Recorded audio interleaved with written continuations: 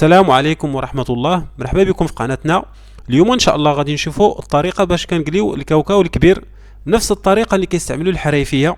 نبداو على بركة الله. كما كتلاحظوا في الصورة امامكم غادي نحتاجوا ماء مالح، وغادي نحتاجوا غربال شبكة واسعة، وغادي نحتاجوا ايضا قاملة. وهاد المرة درت فيها الرملة. كنت في الفيديو السابق ديال الزريعة درت الملحة. غادي نخليو الرملة حتى طيب مزيان. بالنسبه اللي استعمل الملحه، العلامه بلي طبت هي انها كتصدر واحد الصوت. من بعد ما انتظرنا الرمله حتى طابت مزيان غادي نلوحوا الكاوكاو وغادي نبداو في التحريك ديالو، ونبقاو بهذه الطريقه دائما كنحركوه.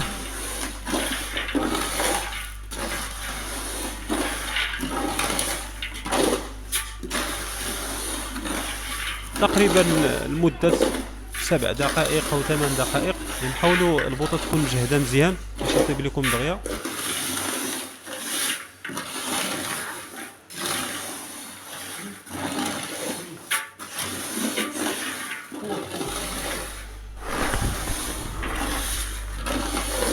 غنبقاو كنحركو، نحاولوا الا خليتوه راه غادي تحرق لكم. ملي تسمع كاوكاو كيصدر واحد الصوت يعني العلامه بلي انه قرب يطيب.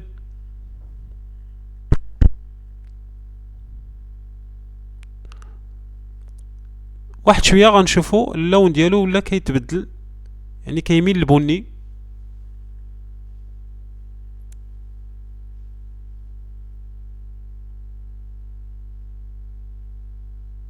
يعني حاولوا في هذه المرحله ما توقفوش على التحريك.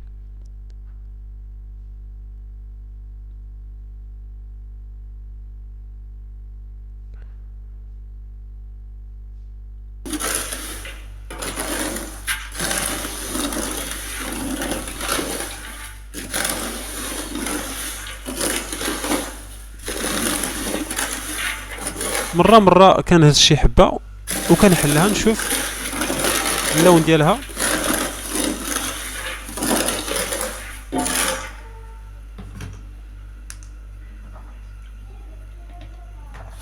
ثم من بعد ما طاب الكاوكاو غنخويه في الغربال.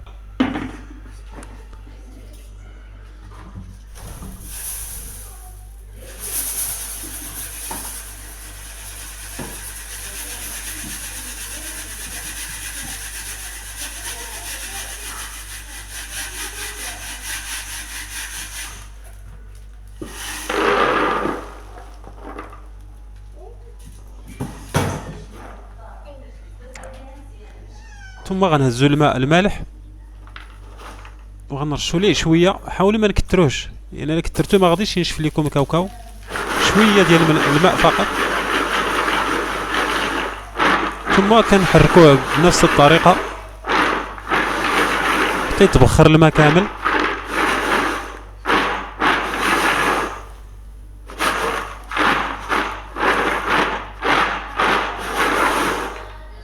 النتيجة المحصلة عليها أمامكم. ما تنساوش تضغطوا على زر الاشتراك وتفعيل الجرس ليصلكم كل جديد.